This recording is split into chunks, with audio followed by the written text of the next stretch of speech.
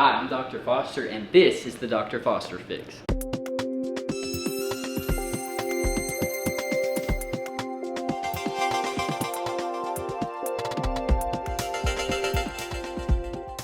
Today we're going to talk about how to improve your digestive symptoms without changing your diet. I help my patients understand the gut-brain connection with this acronym.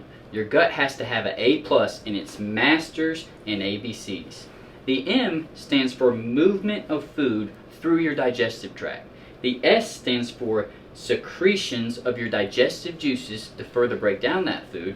The A stands for how well do you absorb the food that the secretions broke down, that your digestive tract moved through your gut. The B stands for the blood flow to and from the gut lining, and the C stands for control, the local nervous and hormonal systems that truly encompasses the entire gut-brain connection. If that sounded like a lot, it isn't, because today we're just going to talk about the movement aspect of your masters and ABCs. Our body's created to ebb and flow between two states of neurology, your parasympathetic state and your sympathetic state. Parasympathetic tone in itself controls the entire muscular wall of your digestive system.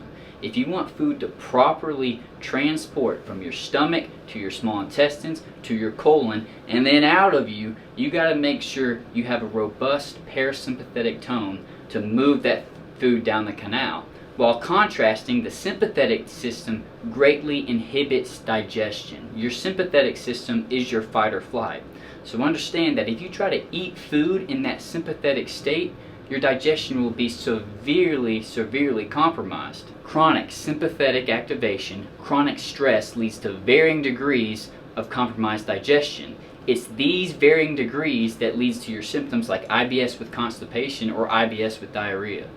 Remember, strong sympathetic activity can inhibit digestion so greatly it can stagnate the gut. Now, how does this apply to you? Well, are you stressed? Are you worried about something? Understand that the stressed sympathetic state you live in is not a good neurological state to be in to digest your food. Most gastrointestinal disorders are neurological disorders in the fact you have a degree of stress-induced aggravation from food damaging you. I told you all that to tell you this. Even organic, whole food, plant-based diets that are said to be anti-inflammatory may be inflammatory if we eat that food in a compromised neurological state. Today I'm going to give you tips on how to break that sympathetic chronic stress response and facilitate better digestion to deal with less digestive symptoms. Stress tip number 1, chew your food. Chewing your food is telling your brain, hey brain, wake up, food's coming, better get that Big Mac that you ate earlier today out of your stomach and before it refluxes up your esophagus. I like to tell my patients this: chew your food at least 20 times per bite of food and intentionally delay swallowing. You'll be amazed at how quickly and how much of the food goes down your throat without even a single swallow. Remember, the S part of the masters and ABCs is secretions. Your digestive juices only work on the surface area of the food. Stress tip number 2.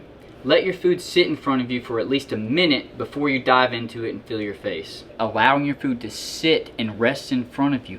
Think about it. Smell it. That is what leads to better parasympathetic tone and less digestive symptoms. Stress tip number 3. Just put your fork down between each bite.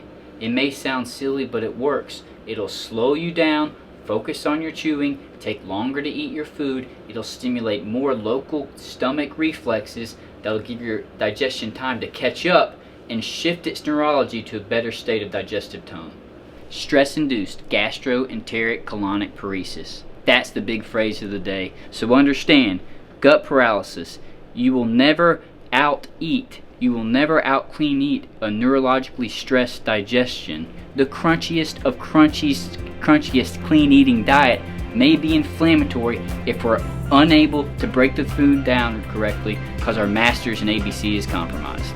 Okay guys, I hope these tips help. Subscribe and comment with what topics you'd like to discuss and come get your fix.